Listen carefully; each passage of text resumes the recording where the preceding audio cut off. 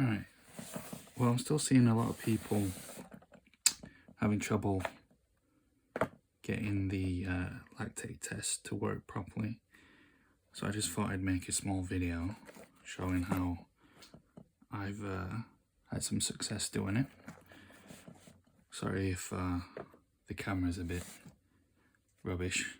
I'm currently doing this bedbound in my rather cramped little room, but anyway, I'm actually going to be doing this with the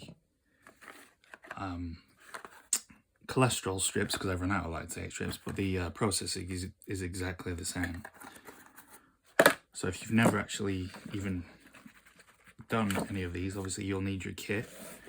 You'll need a kitchen roll or toilet roll. You'll need the actual strips, and you will need the lancet.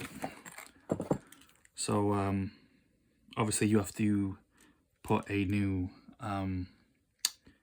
blade in the lancet, and really you should set the lancet to the highest depth that you that is available on the lancet device, and then you prime it by pulling it back. And then the first time you actually do one of these, you actually have to find this small little key. All you do is I've already done it, so I'm not actually going to do this. You just plug that into the machine. You wait for it to prime, and it'll then come up with a code on the screen, and then it'll turn off, and then the device is primed for you to start testing. Then the actual test strips come in these little pouches, which you very carefully, I always have a bit of trouble getting these out actually, but you can very carefully remove. I'll be very careful not to touch the end where the actual blood will be drawn into, because you don't want to contaminate it. But if you notice, there's a actual small channel that I can't even find where the camera is. There's a small channel at the end, which is where the blood will actually be drawn up into. So the first step is to just push that in there. The machine turns on. Then you prime your lancet, and I've actually had trouble getting the blood to flow a few times. Seems it varies day to day, but I've actually had a lot more success actually stabbing myself actually at the side of the ring finger, not on the pad of the finger, but actually at the side, which is actually what the UK diabetic website actually recommends, because apparently there's more blood, there's a vein that runs up the side of your finger, and there's more blood flow there, and I think it technically hurts less, but doesn't really hurt much anyway. So anyway, hopefully I'll be able to get enough blood to actually show you.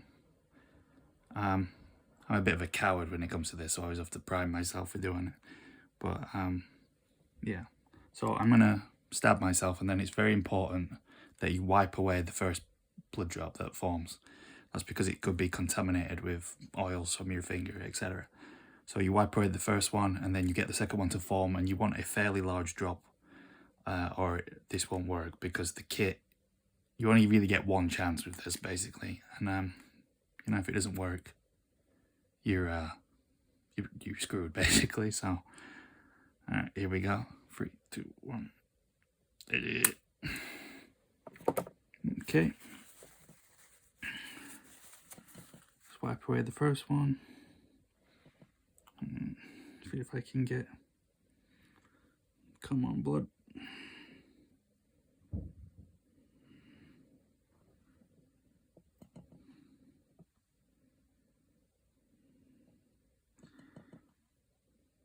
And that should be a large enough drop. And then the key is to hold the, I hope you can see, hold the monitor at like a 45-degree angle, and just touch that channel